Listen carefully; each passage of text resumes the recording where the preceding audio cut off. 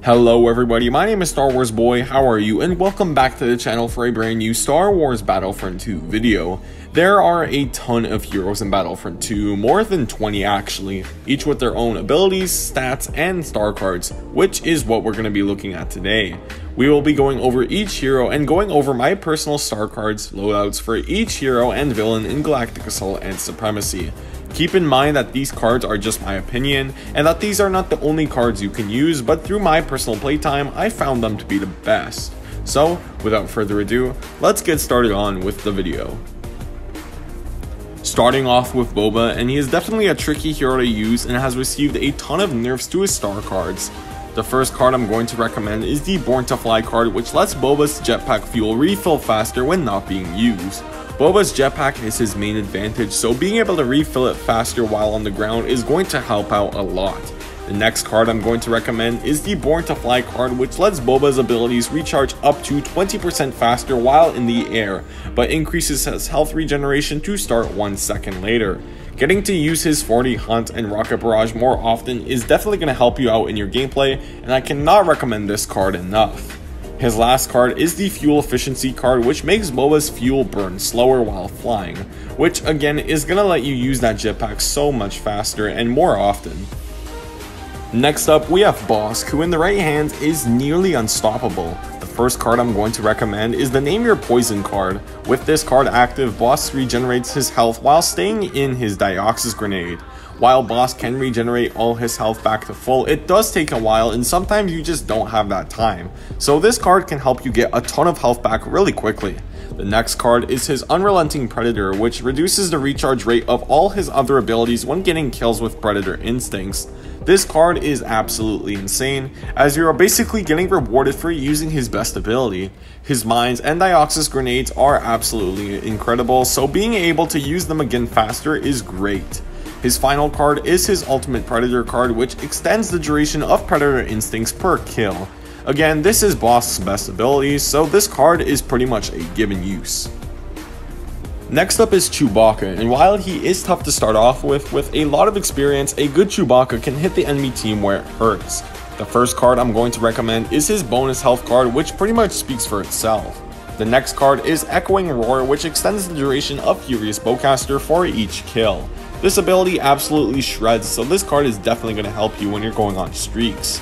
The final card is Charging Frenzy, which grants Chewbacca damage reduction during his charge slam. Chewie is in a pretty vulnerable state during the slam, so this card is going to let him use that slam without taking much damage. Darth Vader is next, and one of my favorite heroes to play in Battlefront 2. The first card I'm going to recommend is the Bonus Health card, which speaks for itself. More health is always better in Battlefront. The next card is Surrounded by Fear, which gives Vader a max of 20% stamina back per each kill, which is just great. We all know Vader takes a while to get his stamina back once he's run out, so this card would let him take on more enemies, knowing he will always get stamina per each defeated enemy.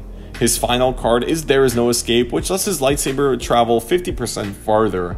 We all know saber heroes lack ranged attacks, and this saber throw can really help out Vader when there's a pesky enemy on the other side of a room. The next hero is Palpatine, who can be an absolute pest sometimes. His first card is Lightning Reach, which, like the card suggests, increases the range of Palpatine's lightning. This increased range will certainly help out with picking off enemies. The next card is In Full Control, which reduces the stamina drain from Palpatine's lightning to a max of 16%. Now, while this card may not seem like it does a lot, trust me, because it really does let you use lightning a much longer time. The final card is his Surge of Lightning card, which lets Chain Lightning bounce onto more targets.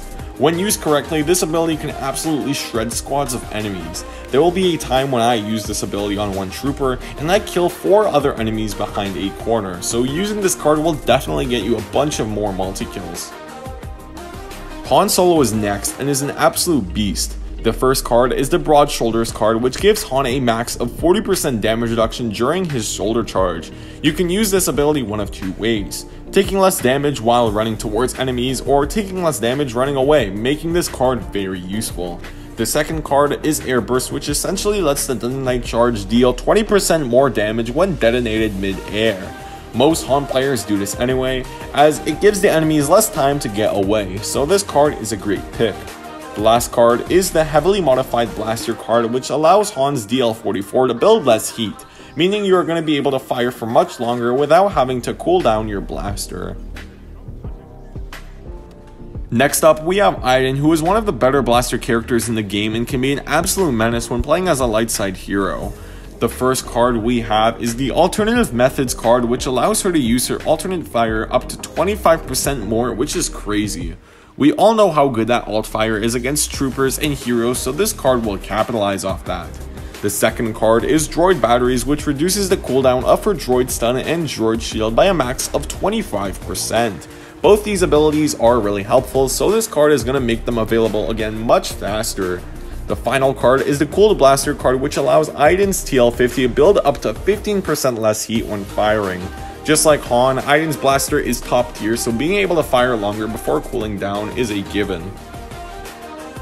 Our next hero is Kylo, who has become one of my favorite heroes in the game ever since my hero guide on him. The first card is Closing In, which lets him leap further distance when using Frenzy. This card is great in closing in a distance between you and a group of enemies or leaping to a retreating hero. The next card is Bloodlust, which gives Kylo a max of 20 extra damage with Frenzy. This card is really good as it will deal a total of 180 damage per swing, making taking out reinforcements much easier. The final card is Harsh Pull, which deals a max of 50 extra damage to Kylo's Force Pull. This card is a great combo with his Frenzy, as pulling enemies and then finishing off with Frenzy is a really efficient way to get multi-kills. Next up, we have Lando, who can absolutely destroy groups of enemies with his Sharp Shot. His first card is Hot and Cold, which grants him 150 more base health. More health is better, especially for a blaster character, so I don't feel the need to explain more. His next card is Maximize Efficiency, which shortens the recharge time of Sharp Shot if Lando hits 3 or more enemies.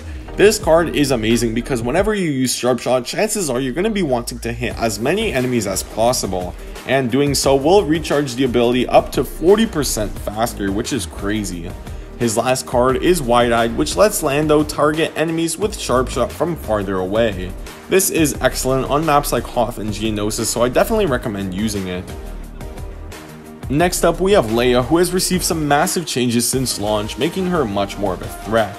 The first card I'm going to recommend is the High Spirits card, which grants Leia a max of 100 extra damage. Blaster heroes can get melted really fast, so this card should help with getting your health regeneration back. The next card is Laser Brain, which adds a maximum of 36 damage to her alt fire. This will let her alt fire one-shot 3 out of the 4 classes, so it's a pretty easy choice of a card. The final card I'm going to recommend is the Relentless Firing card, which lets her E11 fire for 55% longer. This ability is insane and really handy against large groups of enemies, so this card will let you use it for double the length. Halfway through the list, we have reached Luke Skywalker, who is an absolute beast in pretty much every single game mode. The first card is Intensify, which is easily one of the best cards in the game. After killing 20 enemy troopers, it adds a max of 36 damage to his base lightsaber damage, letting him one-hit 3 out of the 4 classes to the front and nearly 3-hit kill Bossk to the back, which is mental. The next card is Jedi Fighter, which decreases Luke's stamina drain by a max of 35%. So if you wonder how so many Lukes can swing spam and get away with it, the answer is this star card. The final card is Extended Push, which increases the area of effect of the Force Push by a max of 30%. The Force Push, in my opinion, is his best ability, so I definitely like to capitalize on its potential. Darth Maul is next. His in and out playstyle with his deadly abilities make him a menace on the battlefront. The first card I'm going to recommend is Lightsaber Defense, which grants him a maximum of 16% damage reduction to all blasters. This card is amazing in Galactic Assault and Supremacy, as chances are you'll be fighting a blaster character 90% of the time. The next card is Thrown Too Slow, which increases the damage of Chokehold to a max of 30 if choking 2 or more enemies. With how packed these two game modes are, chances are you'll be using this ability on a bunch of enemies, making them extra weak and easy for you to finish the kill. The final card is Flow Motion, which lets Maul do an extra spin attack for the small drawback of a maximum 10% recharge time increase. Spin attack makes Maul really hard to hit, and using it over and over again fits his playstyle perfectly, so this card is a given good choice. Next up is Rey, who has to be one of my favorite heroes in the entire game. Her first card is Focus Sight, which increases the duration of Insight to a max of 7 seconds. Insight is easily one of the best, if not the best ability in the game, so adding an extra 7 seconds will really make a difference to your gameplay. The next card is Resilient Dash, which gives Rey a max of 40% damage reduction during her dash strike. Her dash can get you in quite a bit of trouble if used incorrectly, so this damage reduction should help you take a lot less damage when using it. Her final card is Damaging Strike, which lets Rey deal a max of 30% more damage with her dash strike. This card certainly helps and makes the dash really deadly against groups of enemies, and finishes off reinforcements and heavies quite nicely. Yoda can take a bit of getting used to, but believe me, he is very powerful once you get the hang of him. His first card is Agility, which gives Yoda an extra dash but slightly increases the cooldown. Just like with Maul, Yoda's dashes are amazing. You're essentially taking a small hitbox and making it even harder to hit. Yoda's dashes also go through blocks, which is another reason why you should run this card. The next card is Jedi Mentor, which gives Yoda a max of 8% damage reduction to all forms of damage. 8% is not huge by any means, but it's going to be really helpful and does make a difference, so you might as well run it. The final card I use, it's Lightsaber Mastery, which just reduces his stamina drain by a max of 15%. Stamina cards are pretty good, as there's literally no expense to them, they just give you more stamina. Finn is next, and is definitely one of the most underrated heroes in the game. His first card is Beacon of Hope, which increases the radius of Big Deal if 2 allies are affected by a max of 40%, which is really good. Chances are you're going to be using this ability on as many people possible, so there is no drawback to this card. The second card is No More Running, which increases the damage of Deadeye after getting 3 kills. The final card is Stay Calm, which extends the duration of Deadeye per kill, which again is a great card. We all know Deadeye is amazing and the best ability damage wise, so these cards are just going to make it even better. The next hero is probably the hardest to get used to, and that's Phasma. While she can be tricky at first, playing her more often will get you the hang of her. The first card is Easy Shots, which reduces the heat buildup per kill, which is a really good card.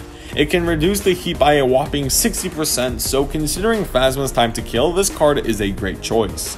The next card is Not Hard Enough, which grants Phasma a max of 50% damage reduction during her Survivor ability.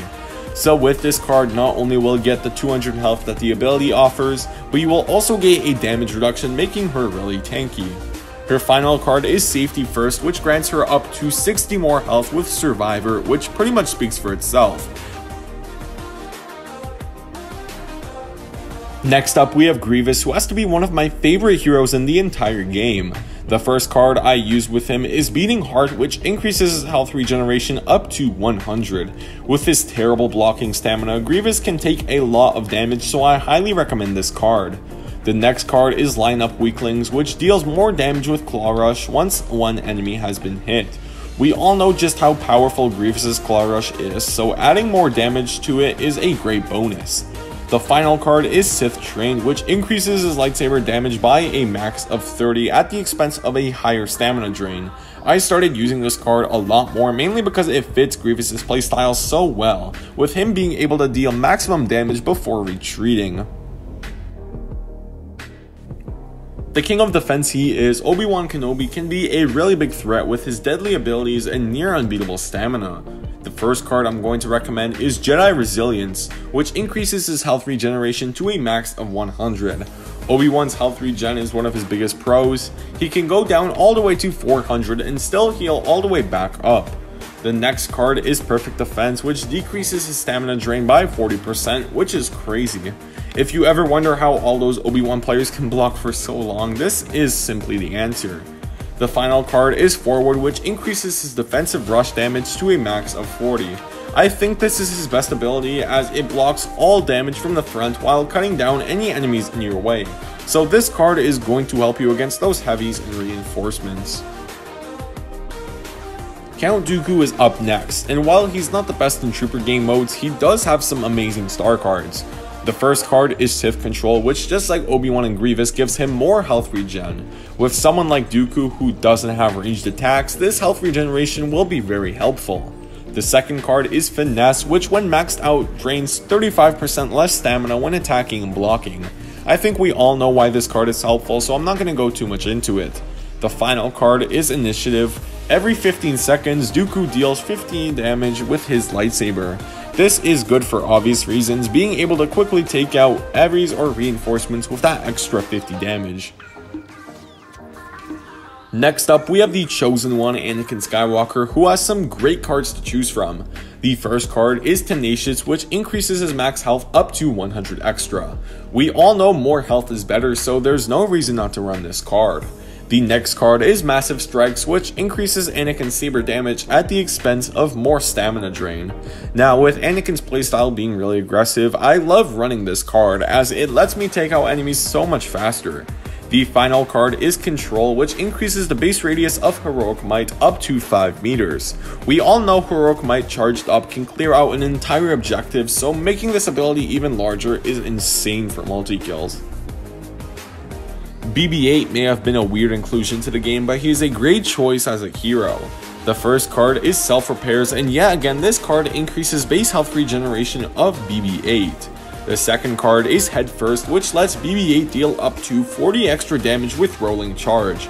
This will make taking out heavies and reinforcements much easier, as this one attack will make them pretty weak. His final card is Whirlwind, which increases the damage and area of effect of Cable Spin. Cable Spin is easily one of the best abilities in the game, so I don't really think I have to say anything more about this card. Lastly, we have BB-9E, who is a lot better than people think he is. The first card is yet another health regeneration card and is named Fully Reconstruction. This second card is Linked Systems, which increases the Shock Prod's damage after using the primary stun 4 times. This extra damage is really useful as it stays with BB-9E until he is defeated. The final card for today's video is Faster Faster, which doubles the Shock Spin's damage if it hits up to 2 enemies, which is just ridiculous. We all know how good the BB unit's middle abilities are and how and when we want to use them, so I don't think many people will struggle looking for 2 enemies to start the spin on.